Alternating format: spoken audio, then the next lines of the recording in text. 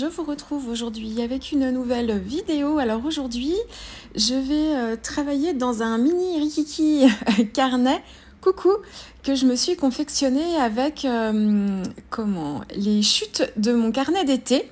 Le voici, donc il est tout petit. En fait, la couverture, c'est le rabat que j'ai dû enlever de mon carnet d'été. C'était la version originale. Et comme le papier de couverture est précieux à mes yeux en tout cas, je me suis dit c'est bien dommage d'avoir ce morceau de carton déjà recouvert et de rien en faire. Donc je l'ai coupé par le milieu, la bande qui me restait, et puis je m'en suis fait un petit carnet. Alors c'est que de la récupération ici. J'ai récupéré une chute de fond gel presse que j'avais fait justement pendant cette session de carnet d'été. Et puis ici, je me suis reconstitué un petit accordéon avec, encore une fois, que des chutes de papier. C'est le Rosa Spina en version beige rosé. Et en fait, j'ai assemblé mon accordéon grâce à des petites réglettes que vous voyez là. Technique classique qu'on fait beaucoup en scrap. Voilà, rien de bien sorcier. Et donc, mon carnet, il se lira comme ça, c'est-à-dire que je vais coller juste un bout, je vais travailler là que sur un seul côté, et puis je vais comme ça travailler. Donc, petit format, il fait 6,5 de haut, je crois. Je sais même plus d'ailleurs. J'ai rien mesuré, enfin, j'ai juste mesuré la couverture 8 et... Elle fait je sais même plus d'ailleurs, je sais même plus combien elle fait. Donc voilà, que de la récupération, que de l'à peu près, mais ça fonctionne bien. Puis pour l'art journal mix média, c'est parfait. Je vous montre ici ce avec quoi je vais travailler. Enfin, moi, c'est mon point de départ. Donc il y a tous les fonds gel presse que j'ai fait avec vous dans une précédente vidéo. J'ai des papiers teintés avec du thé, j'ai des pages de livres, des fonds aquarelles, et puis ensuite je verrai ce que je rajoute. Je vais travailler aussi avec des crayons distress. J'ai sorti mes pastels à l'huile. J'ai ma boîte Dark Vador que j'ai piquée à mon fils. Enfin, il me l'a donné parce qu'il en faisait rien. Hein. Je ne l'ai rien volé du tout finalement. Il me l'a gentiment donné, où j'ai des pastels secs de sennelier. Et puis voilà, donc je vais travailler avec vous le point de démarrage. En fait, je vais travailler mon fond sur l'intégralité de ce carnet. Enfin, je vais amorcer en fait un travail de fond beaucoup moins travaillé que dans la version de mon carnet d'été, pour me laisser la possibilité d'être libre après. Enfin, je l'étais déjà avant, mais je vais pas beaucoup le charger ici pour avoir plus de possibilités de garder aussi éventuellement le côté un peu beige rosé de ce papier, et puis voir si je charge ou si je charge pas, si je fais des pages plus lourdes ou plus légères. Je vais pas utiliser d'aquarelle à cette étape-là parce que ça m'a pas mal embêté entre guillemets dans ma version du carnet d'été. Alors je regrette pas du tout parce que j'aime beaucoup les effets que ça a donné, mais là j'avais envie, je vais en rajouter je pense sur certaines pages après coup quand je ferai mes pages, mais là pour la préparation c'est vraiment, je colle des morceaux de papier.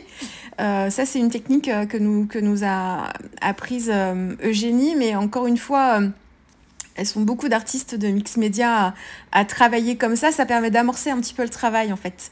Et de commencer à travailler après, quand on fait les doubles pages, il y a déjà une base de travail. Donc, c'est que de la récupération encore. C'est tous les petits papiers que je n'avais pas utilisés, que j'avais déchirés, mais pas utilisés dans ma version du carnet d'été. Il y a des choses que j'ai... Le papier avec les anciennes écritures imprimées sur du papier blanc, c'est un fichier ici, je crois, que j'avais dû acheter. Et puis ensuite, c'est les petits papiers d'Eugénie qu'elle nous met à disposition tous les mois. Donc je vous le redis, Eugénie, c'est Super Mama des Vosges. Vous pouvez la retrouver sur Instagram avec ce nom, et autrement, c'est son Patreon. Donc toutes les vidéos dont je vous parle, toutes les techniques que je peux apprendre ou auxquelles je fais référence ici, c'est grâce à son Patreon. C'est des vidéos qu'elle nous propose tous les mois avec des thématiques, et elle nous montre un petit peu comment elle travaille. Donc voilà. Donc oui, et tous les mois, elle nous met à disposition en fait des PDF avec des petits papiers qu'on peut imprimer, et puis après on peut s'en servir dans nos différents travaux. Donc voilà, donc c'est exactement les mêmes étapes. Je vais pas passer trop de temps sur cette partie-là parce que je vous l'ai déjà montré. Je vous la montre quand même parce que ça fait partie du process. Mais et j'essaye sur ce carnet, comme c'est encore une fois un carnet accordéon, j'essaye de pas le travailler en composition de la même façon. dans mon carnet d'été, je vous avais dit, hein, par facilité, je travaillais beaucoup en diagonale avec un travail systématiquement sur les plis pour lier mon carnet, en fait, enfin pour lier mes pages les unes avec les autres. Ici, j'ai pas voulu ça parce que je veux essayer de me détacher de mon habitude de scrapeuse, qui est que quand je travaille dans un carnet accordéon, c'est pas du tout le cas quand je travaille dans mon junk par exemple. Je peux faire des pages avec des thématiques qui sont identiques, mais d'une page à l'autre, je vais pouvoir changer d'univers quand même. Quand je travaille sur un accordéon, quand on le déplie, c'est plus fort que moi, mais j'ai besoin qu'il y ait un lien. Sur le carnet d'été, du coup, le lien, ça a même créé une histoire, quoi. Je me suis raconté une histoire comme un livre. Sur ce carnet, je veux pas de ça. J'aimerais être beaucoup plus libre dans ce que je vais travailler dedans et être moins focale sur l'harmonie globale de mon carnet. Alors, il va être harmonieux parce que de par le combo couleur, de toute façon, il sera harmonieux. Mais je vais essayer de travailler les doubles pages vraiment de façon indépendante. Et puis, je verrai après le lien que j'en fais. Ce que je fais ici, c'est je consomme beaucoup de contenu Instagram en ce moment sur des artistes de mix média. Il faudrait que dans un blabla, il faudrait que je vous donne quelques noms d'artistes qui m'inspirent beaucoup en ce moment. Donc, c'est l'avantage d'Instagram, c'est qu'il y a pas mal maintenant aussi de formats vidéo. Alors, il y a un peu le revers de la médaille aussi avec ça, mais ça peut être pratique, notamment pour nous dans les techniques artistiques et créatives, c'est qu'on apprend beaucoup en regardant. Et du coup, c'est une mine d'informations, encore une fois, et de connaissances qui est vraiment super large. Et en fait, dans une des techniques que je vois souvent sur les comptes d'artistes comme ça, c'est de travailler les fonds de page aussi avec un crayon qu'on tient très très loin en fait sur le bois. Et en fait, on vient comme ça créer des formes, on tourne le crayon, on réfléchit pas, on cherche pas à faire des formes. Alors ça, c'est aussi pas forcément évident de pas réfléchir à la forme qu'on veut donner, mais on tourne le crayon, voilà, on essaye de pas trop réfléchir et ça permet d'apporter un peu de texture aux pages comme ça en amont, mais c'est pareil sans réfléchir à ce que ça fera à la fin. Ça apporte beaucoup de détente, ça. Et alors là, je l'ai fait avec un crayon Inktense Grit Paint. Donc, ce sont des crayons qui sont aquarellables. Hein. Donc, dès que je vais repasser de l'eau ou quelque chose d'humide, ça va baver, mais c'est justement l'intérêt. Sinon, il faut utiliser des crayons de couleur ou alors des Neocolor, les Neocolor 1. Aussi, je les ai pas sortis, mais il faudrait que je me prépare quelques pages comme ça aussi, qui sont indélébiles, enfin qui ne bougent pas et avec lesquelles vous pouvez faire ce travail. Par contre, du coup, quand vous mettrez de l'humidité par-dessus, ça bougera plus. Alors, ici, donc le combo couleur est le même que pour mon carnet d'été, hein, sensiblement. Enfin, si, c'est même tout à fait le même. J'ai préparé mes fonds gel presse dans ce sens-là, en vue de les utiliser ici. Et donc là, j'ai fait une petite sélection de morceaux. Donc c'est ce que je vous avais dit dans ma vidéo gel presse.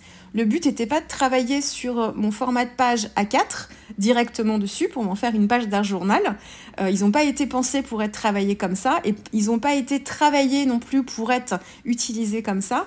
Le but était de me prendre des petits bouts et de les coller en fait sur mon carnet. Le fait de travailler sur un petit format aussi me permet de pouvoir me faire des sessions d'art journal, mais beaucoup plus rapides. D'un côté, on peut passer du temps sur un tout petit support, hein. Mais ça peut me permettre de passer un petit peu moins de temps dessus et de décider si je veux en passer ou pas. Hein. Et puis, je ne sais pas si non plus à cette étape-là, là, vous allez me voir travailler cette double page. Et puis, dans la foulée, donc dans ma soirée, j'ai enchaîné sur une deuxième qui est faite à peu près pareil avec les mêmes produits, les mêmes chutes de papier et que je vous ai pas filmé par contre.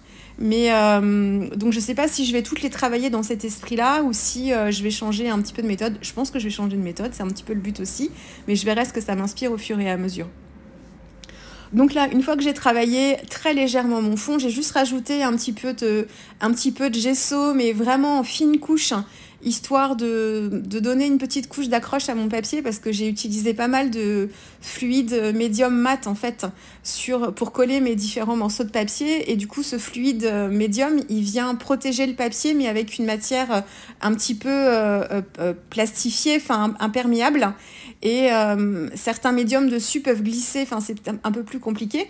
Donc j'ai remis une petite couche de gesso, mais vraiment très légèrement, et je reviendrai par-dessus remettre du gesso ou du gesso transparent si vraiment j'ai besoin de récupérer une accroche un peu plus importante.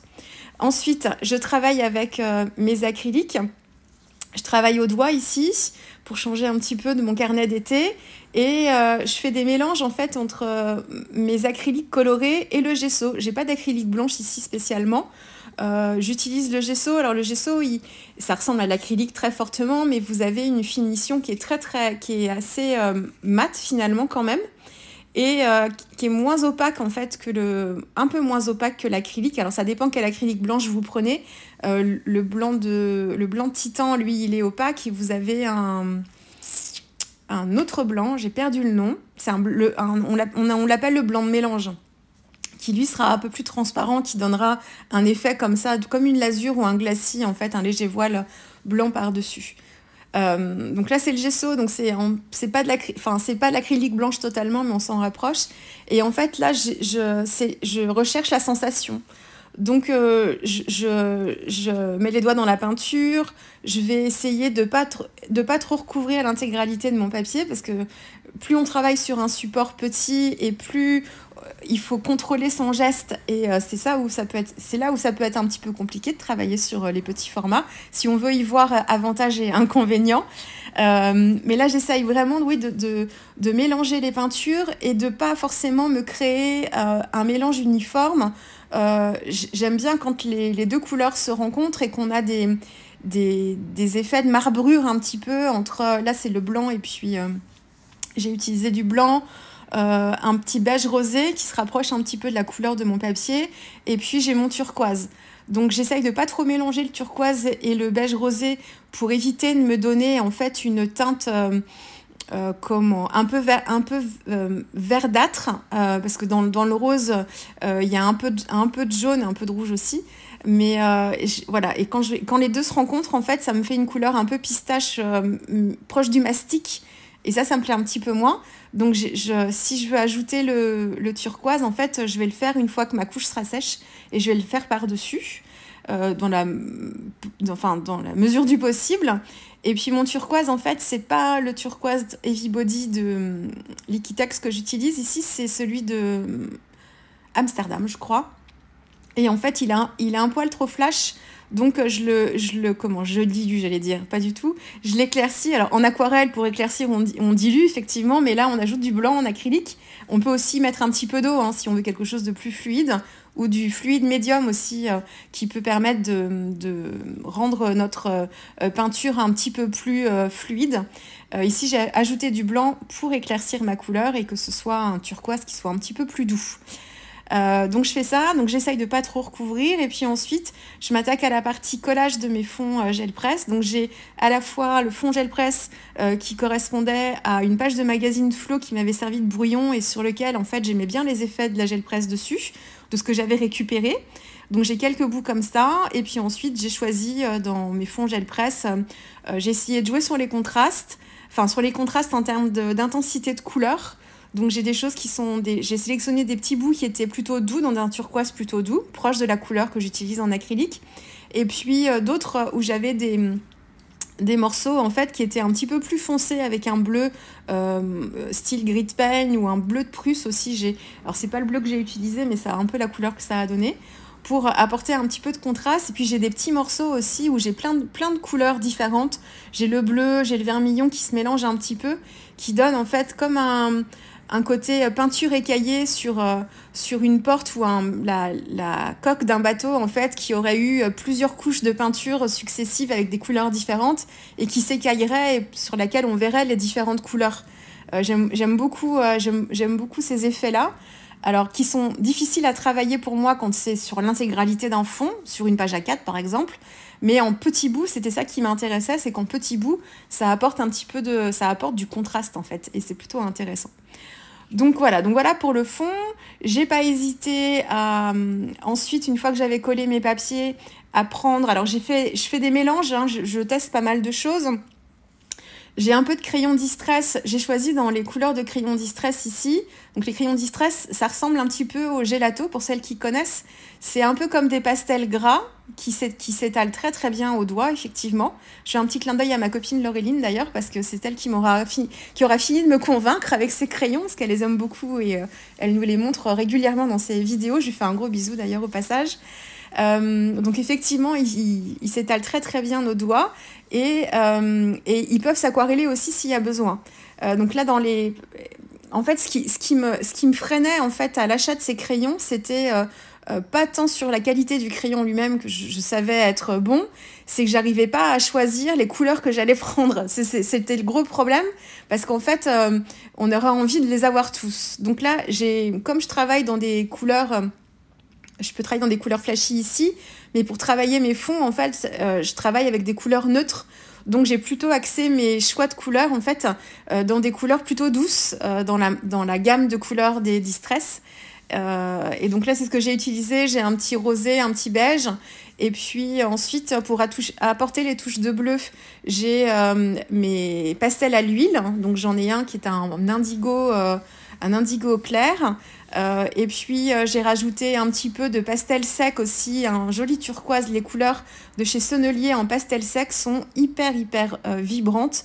Franchement, c'est la première fois que je les utilise en fait, ces pastels secs. Ça faisait longtemps aussi que je voulais m'en prendre quelques-uns, mais le médium me faisait peur pour le côté très poudreux. Et en fait, ici, ce que je fais, c'est que je les crayonne un petit peu et ensuite pour les fixer, alors il y a des fixatifs. C'est d'ailleurs le fixatif qui est le produit le plus utilisé pour fixer ces couleurs et puis qui permet de ne pas faire bouger trop le médium. Mais ce que je fais, c'est que je mets un petit peu de gel médium dessus. Alors attention, parce que du coup, le pastel, ça crée de la poudre et ça se mélange au médium, donc il ne faut pas trop revenir frotter. Mais avec le gel médium, déjà, ça freine un petit peu le souci. Et du coup, je les fixe comme ça. J'ai rajouté les petits pois orange, c'est Alors ici, c'est le pastel à l'huile de Sennelier Vermillon. Et puis sur la première page que j'ai faite avec vous, c'est un crayon Distress que j'ai utilisé, qui est je crois que c'est le orange, c'est le Campfire, je crois. Et puis après, j'ai mes illustrations que j'ai imprimées en beaucoup plus petites et que je colle tout ça. Je les détourne et je les colle, il n'y a pas de transfert du tout. Et puis voilà, quelques gouttes, mes textes, et puis de la feuille argentée aussi pour le côté un petit peu éclatant. Voilà, j'espère que cette double page vous aura plu, ainsi que la suivante. Et puis nous, on se retrouve très vite avec une prochaine vidéo. Au revoir.